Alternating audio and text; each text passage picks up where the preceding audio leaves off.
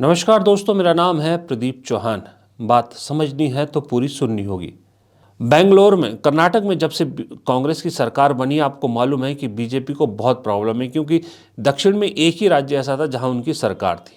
जब से कांग्रेस की सरकार बनी है, बहुत तड़प बीजेपी के अंदर वहां दिखती है। और वहां के एक युवा सांसद है तेजस्वी सूर्या बीजेपी के, जो सदन में भी अक्सर बहुत गलत बयानियां करते हैं, बहुत कुछ ऐसा बोल जाते हैं जो तथ्यों से कहीं परे है।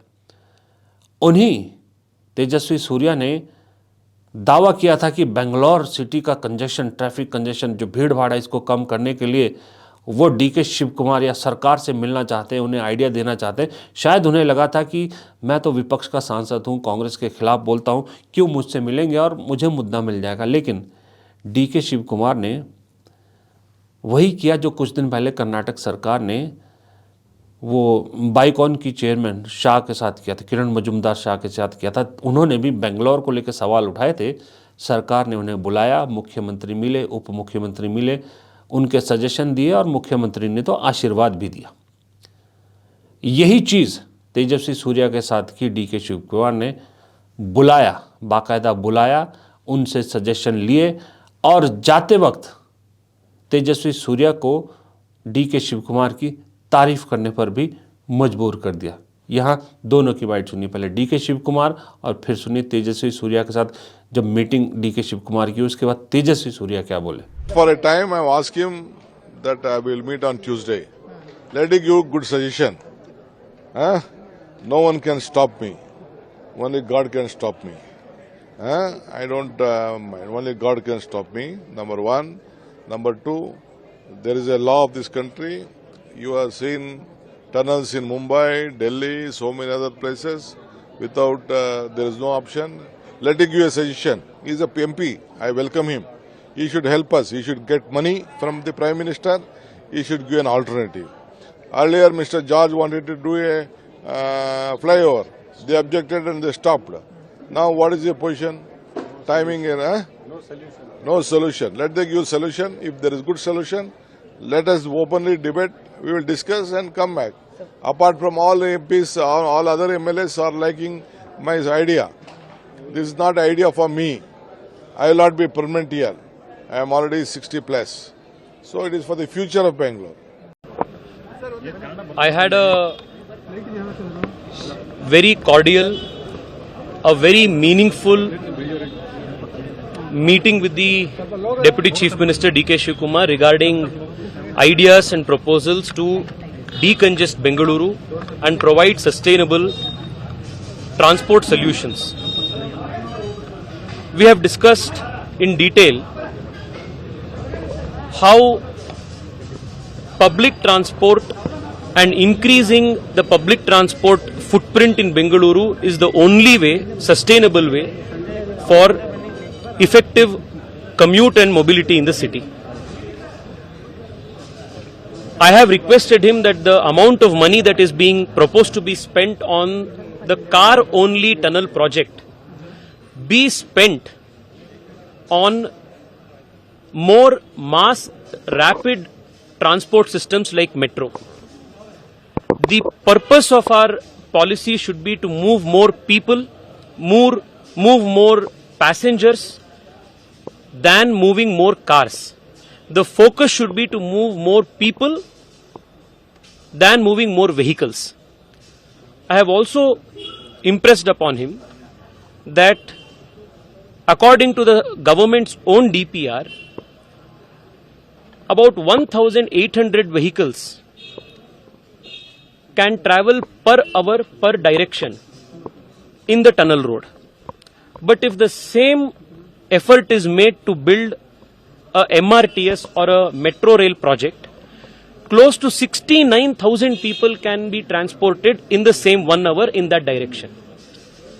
The only sustainable solution for Bengaluru is public transport, and he wholeheartedly agrees with the idea that public transport, metro, suburban are the only ways of actually decongesting the city in the long term.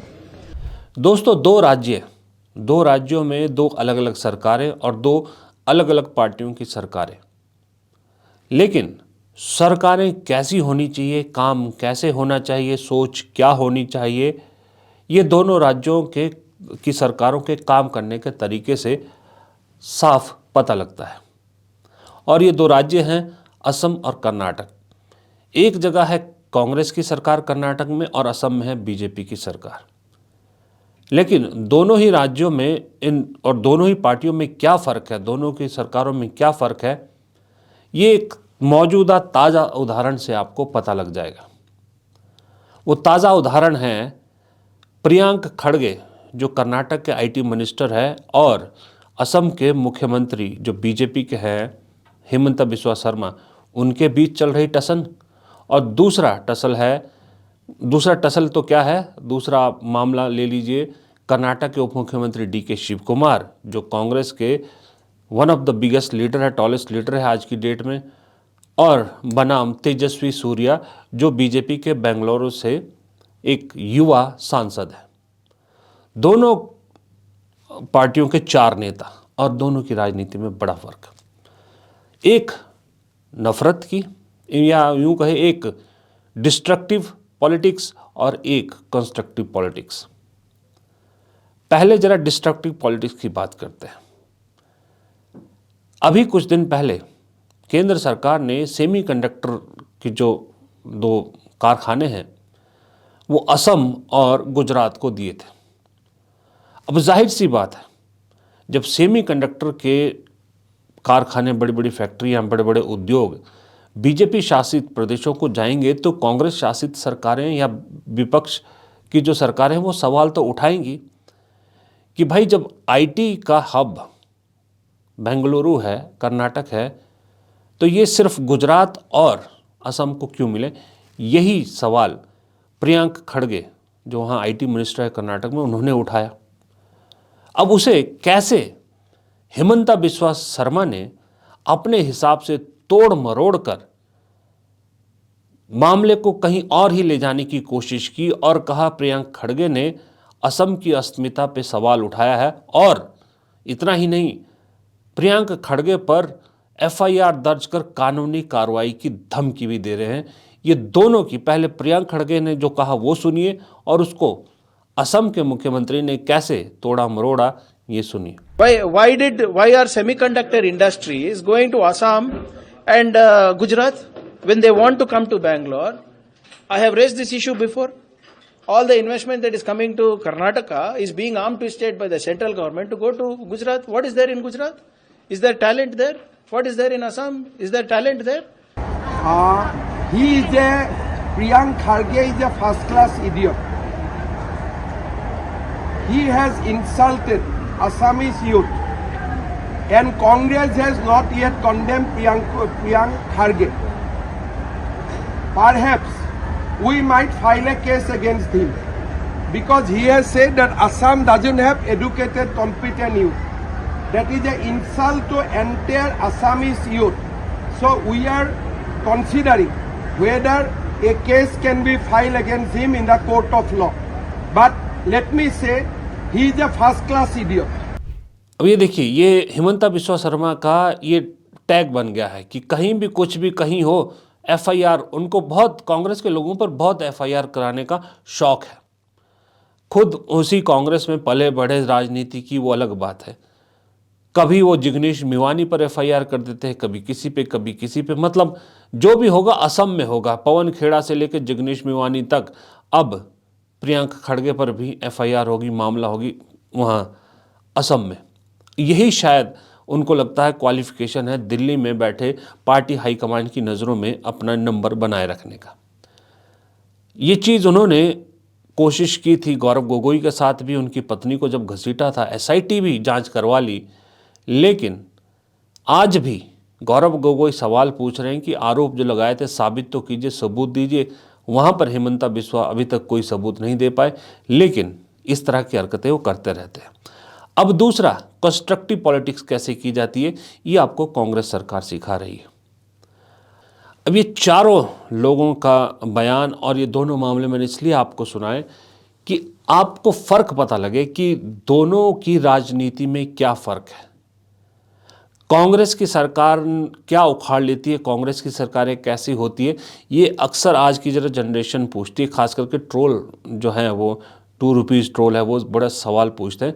तो उनको मैं बताना चाहूँगा ये फ़र्क है दोनों में, कांग्रेस की सरकारों में और बीजेपी की सरकारों में। कंस्ट्रक्टिव कहीं आपने देखा है बीजेपी की सरकारें इस देश में सबसे ज़्यादा राज्यों में कहीं देखा है कि बीजेपी की सरकार ने विपक्ष के नेताओं को इनवाइट किया हो और उनसे आइडियाज़ मांगे हो? विपक्ष कहता रहता है हम मिलना चाहते हैं, मिलने का समय तक नहीं मिलता। हाँ, हिमंता बिस्वा शर्मा जैसे बहुत है जो एफआईआर हो जाती है, किसी राज्य में बुलडोज़र न्याय होता है, किसी राज्य में कोई न्याय होता है कि कहीं पर आपको जो है वो हिंदू मुसलमान के अलावा और कुछ दिखता नहीं है। हाँ, नाम बदलने के लिए मशहूर है, नाम बदलने का एक ट्रेंड आप लोगों ने चला रखा है कि बस और कुछ नहीं तो शहरों का नाम बदल दो। लेकिन शहरों का नाम बदलने से शहरों की स्थितियां नहीं बदलती। हर आइडिया सरकार के पास नहीं होता, विपक्ष के पास भी कई बार बेहतरीन आइडियाज़ होते हैं। और राजनेता मतलब ही यही है कि पब्लिक के लिए मिल के काम करो। कभी कोई सत्ता में बैठता है, कभी कोई सत्ता में बैठता है, लेकिन जब पब्लिक का भला करना हो तो मिल के करना पड़ता है। वो मिसाल कर्नाटक सरकार ने दी। लेकिन बदले की राजनीति कैसे होती है, सिर्फ और सिर्फ बदले के लिए राजनीति करना कैसे होती है, इसका उदाहरण हिमंता बिस्वा शर्मा ने पेश किया है। ये फ़र्क है दोनों की सरकारों में। इसलिए मैंने आज ये दिखाना जो है वो तय किया कि सुबह आज आपको ये दिखाता हूँ कि दोनों के काम करने के तरीके में क्या फ़र्क है। लेकिन जैसा लोग कहते हैं, इसमें गलती बीजेपी की भी नहीं है, क्योंकि बमुश्किल बीजेपी को सत्ता मिली है। बमुश्किल बीजेपी सत्ता में आई है तो उसे मालूम ही नहीं है दरअसल सत्ता चलाई कैसे जाती है, सत्ता पकड़ के कैसे रखी जाती है। जबकि कांग्रेस तो 50-55 साल सत्ता में रही है। कांग्रेसियों को अच्छी तरह से आता है कि सरकारें कैसे चलाई जाती है और कैसे सत्ता पकड़ी रखी जा सकती है। दूसरा, कांग्रेस की राज्य सरकारों के पास फ्री हैंड है, वो अपने फैसले खुद लेती है। जबकि बीजेपी की कोई राज्य सरकार फ्री हैंड नहीं है, जो फैसला होता है दिल्ली से होता है। इसीलिए ज़्यादातर राज्यों में पपेट मुख्यमंत्री देखने को मिलते हैं। ये भी एक बेसिक फ़र्क है। हाँ, जाने से पहले एक चीज़ और मैं बताना भूल गया कि जब हिमंता बिस्वा शर्मा ने ये जो धमकी दी है प्रियंक खड़गे को गिरफ्तार करने की या उन पर इलीगल मामला दर्ज करने की, तो प्रियंक खड़गे ने भी जवाब करारा दिया। प्रियंक खड़गे ने हिमंता बिस्वा शर्मा का ही एक पुराना ट्वीट सामने ला के रख दिया, जहां हिमंता बिस्वा शर्मा तारीफ़ कर रहे हैं कि भाई 1500 असम के युवा, जिसमें ज़्यादातर लड़कियां हैं, वो बेंगलुरु में ट्रेनिंग ले रहे हैं, टैलेंट को अपने वो जो है पॉलिश कर रहे हैं। और प्रियंक खड़गे कह रहे हैं इसके लिए आपको थैंक यू करना चाहिए कर्नाटक का, कि जिस टैलेंट के उसकी बात आप कर रहे हैं, कि जो है मान की बात कर रहे हैं, वो टैलेंट तराश तो हम ही रहे हैं। इसे कहते हैं ईंट का जवाब पत्थर से देना। लेकिन सवाल ये है कि जिसको जवाब दे रहे हैं वो शर्म और बेशर्म इन दोनों से कहीं ऊपर निकल चुका है। फिलहाल इस वीडियो में इतना ही। प्रदीप चौहान को दीजिए इजाज़त। नमस्कार।